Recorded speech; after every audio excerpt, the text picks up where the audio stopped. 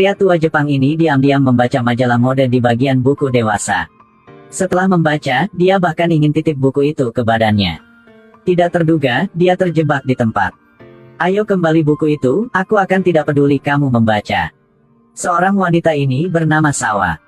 Pernah adalah seorang perawat. Mengkhususkan diri dalam merawat orang tua. Meski lelah dan kotor. Tapi kepada orang tidak punya keluarga seperti dia. Sangat suka pekerjaan ini. Sampai sesuatu hari. Ayah mertua Yukiko yang amnesia. Sepanjang hari bicara-bicara. Ingin bertemu dengan seorang istrinya yang meninggal. Menantu Yukiko ingin minta bantu dari Sawa. Berpura-pura menjadi ibu mertua dan bermalam di sana. Permintaan yang keterlaluan. Kenapa Sawa bisa setuju? Tapi Yukiko membayar untuknya. Gaji sangat besar. Pada malam, dia sudah mengganti pakaian. Ditinggalkan oleh istri orang tua Sozo. Matikan lampu dan bersiaplah untuk tidur. Tidak terduga, detik selanjutnya. Bapak Sozo yang hari biasa. Bahkan berdiri gemetar. Tiba-tiba menjadi kuat. Sangat kuat. Sawa buru-buru menjelaskan. Bahwa Sawa bukan istrinya. Tidak terduga, Bapak Sozo bisa melakukan ini. Dua orang berkelahi. Dengan tidak hati-hati menjatuhkan pemanas. Dan bakar selimutnya. Ketika dia tidak bisa memadamkan api. Sawa harus menarik Bapak Sozo keluar kamar ini sebelumnya. Tapi tidak beruntung. Pak Sozo karena dia sangat bersemangat. Jadi menghentikan nafas.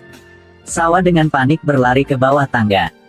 Hasilnya, dia melihat Yukiko gantung diri. Dan putranya adalah Makota. Lalu berdiri di samping menatap ibunya. Sawa sedikit panik. Seluruh keluarga ini. Jadi apa penyakitnya? Satu malam, dua kehidupan manusia. Namun tidak berhubungan dengan Sawa. Tapi pasti tidak akan ada siapa-siapa. Ingin merekrutnya untuk bekerja lagi. Sawa sepertinya kembali lagi. Waktu dia baru keluar panti asuhan. Dan mulai hari-hari mengembara kemana-mana. Untungnya dia sekarang. Bukan dia tidak punya koin apapun. Dia masih memiliki tabungan 500.000 yen. 500.000 yen. 500.000 yen aku. Baiklah. Sekarang akan tidak ada lagi. Sawa sedang kurang tahu bagaimana. Lalu menginap di motel. Kontroversi terdengar. Seorang lelaki tua membawa tabung pernapasan di tubuhnya. Ingin bermalam di sini. Tetapi staf layanan merasa bahwa dia sendirian, sesuatu yang buruk akan terjadi. Jadi tidak berhenti menasihati dia keluar tempat ini. Sawa tiba-tiba masuk dengan cepat. Dengan penuh kasih sayang memegang tangan orang tua itu. Melihat situasi ini, staf layanan yang antusias memberi kartu kamar untuk mereka. Orang tua itu tampak waspada. Berpikir bahwa sudah bertemu dengan seorang gadis bunga. Sawa dengan buru-buru menjelaskan. Hanya saja dia tidak punya tempat untuk pergi. Jadi dia ingin mencari tempat untuk tidur semalam. Malam tanpa tidur. Kebesokan hari, orang tua itu berkata dengan Sawa. Dia punya 3 anak. Tapi dia masih belum mati. Anak-anaknya sudah mulai memperebutkan hartanya.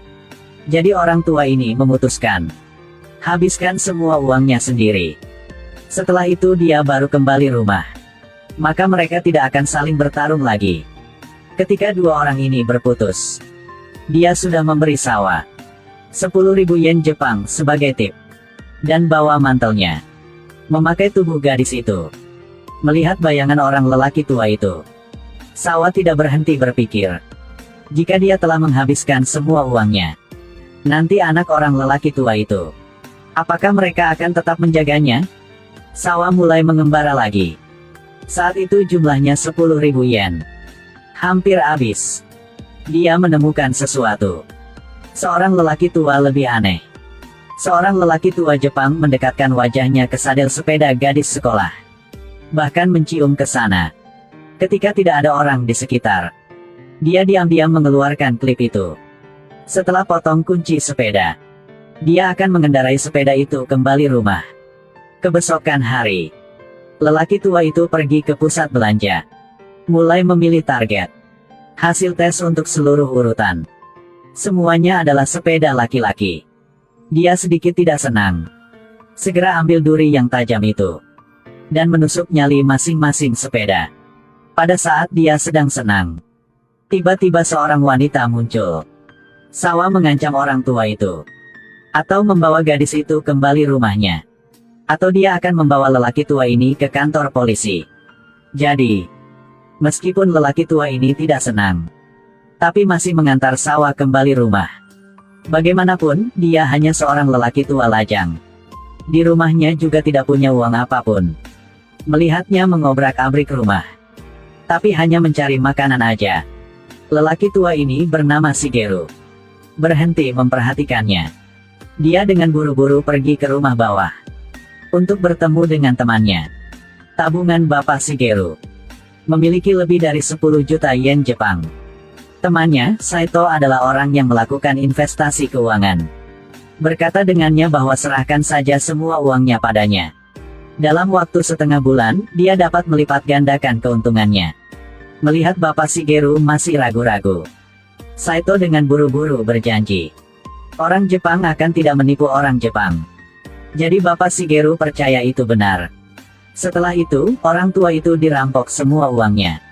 Bapak Shigeru sangat sakit hati. Bukan karena jumlahnya lebih dari 10 juta yen. Karena dia sudah menghilang. Teman yang satu, dia tidak punya pekerjaan. Istrinya juga meninggal bertahun-tahun. Dikritik oleh menantunya, anaknya lagi. Hanya sendiri. Sewa rumah yang tua ini. Jalani hari demi hari. Hanya Saito yang selalu bersedia. Serius mendengarkan apa yang dia katakan. Kamu masih punyaku, aku akan selalu di sampingmu. Jadi begitu. Dua orang mulai hidup bersama. Setiap hari Sawa membersihkan. Kamarnya bersih dan rapi. Bahkan pada pagi dia masih membangunkan Bapak Shigeru. Di malam hari, siapkan air untuknya mandi. Terutama keterampilan memasak. Sangat cocok dengan selera Bapak Shigeru.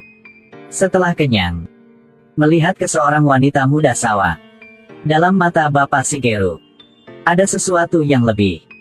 Jadi menunggu sampai tengah malam. Dia dengan diam-diam masukkan dalam kamar Sawa. Jarak antara dua orang menjadi semakin dekat.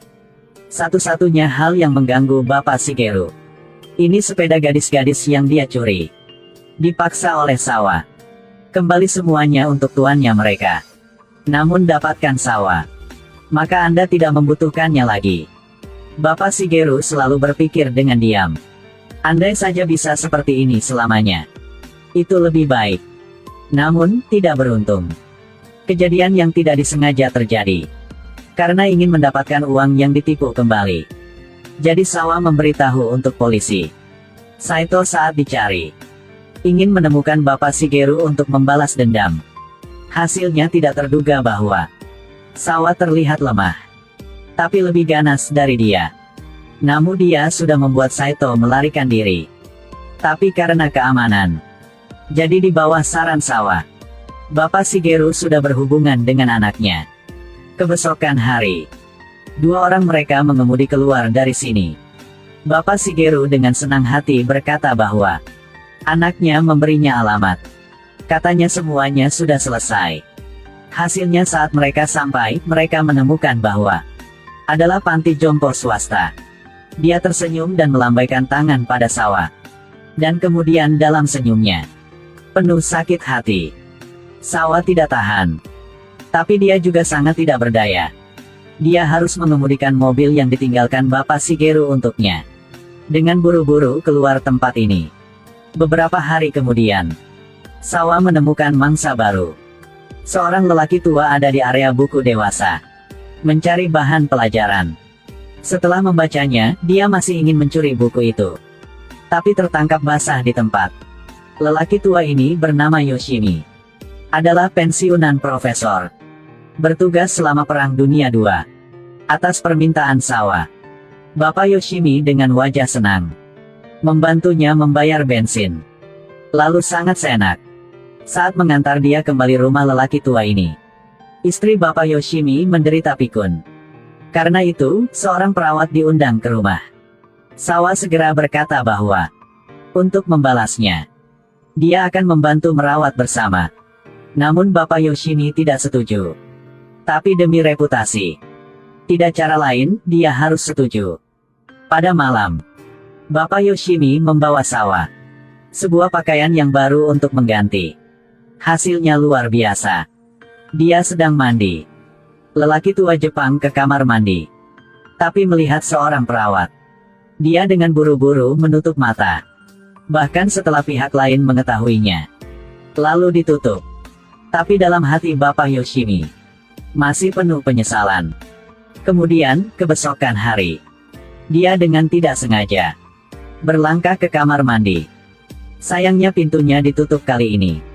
Setelah tengah menit, Bapak Yoshimi menyelinap keluar.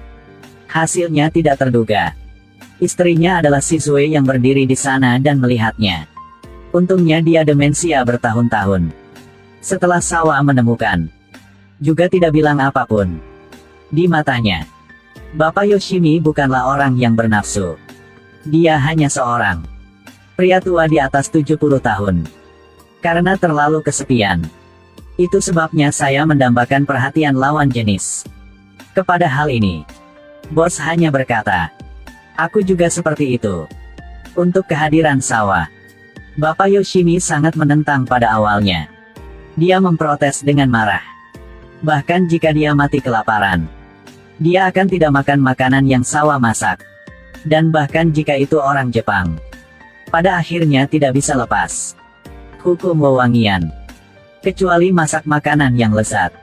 Sawa dalam merawat Ibu Shizue lebih berdedikasi daripada perawat. Pada malam, Ibu Shizue sering tiba-tiba bernyanyi dengan keras. Bapak Yoshimi saat terbangun, beberapa kali dia tidak bisa menahan lagi, ingin membantu dia lepas. Tapi Sawa ingat waktu.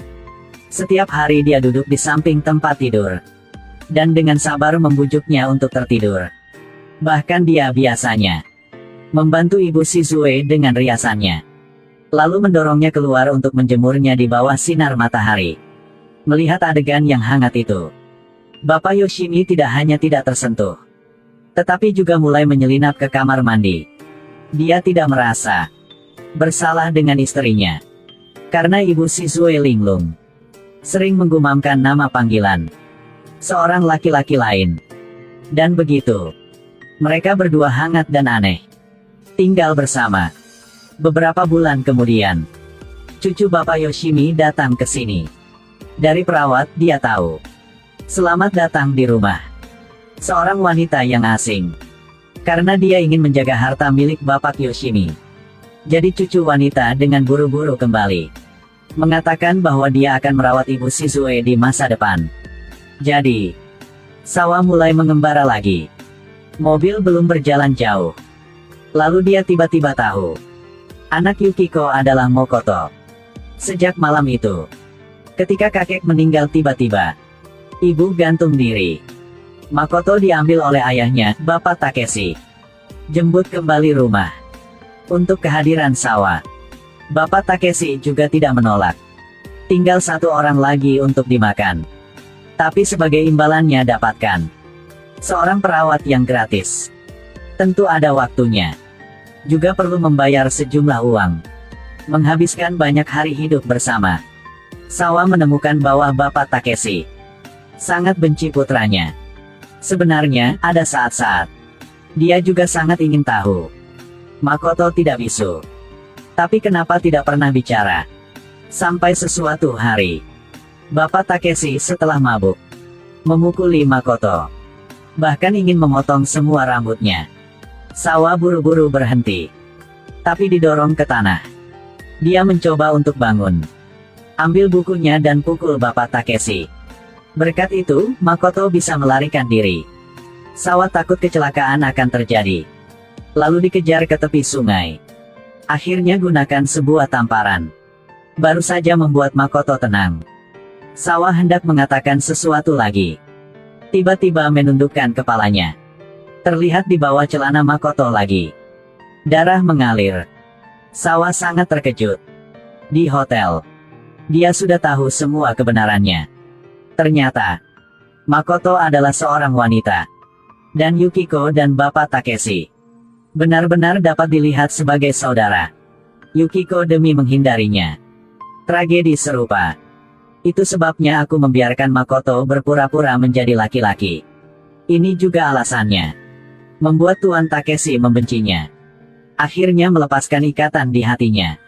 Frustrasi dan rasa sakit yang telah ditekan Makoto selama lebih dari 10 tahun. Akhirnya benar-benar dirilis. Sawa berdiri di samping. Tiba-tiba ditemukan di bagasi. Memiliki jumlah 1 juta yen Jepang. Yang Bapak Shigeru meninggalkannya. Dengan seseorang yang selalu tabah. Karena minat yang tiba-tiba ini. Dia tidak bisa menahan air mata. Setelah melampiaskan amarahnya. Makoto dan Bapak Takeshi mengucapkan selamat tinggal satu sama lain. Sawa tidak bisa melahirkan.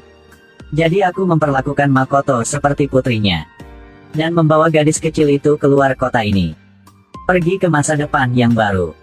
Dan Bapak Takeshi setelah ditinggalkan. Tidak ada tabungan. Tidak ada keluarga. Lalu bagaimana menghadapi dengan kehidupannya yang semakin tua?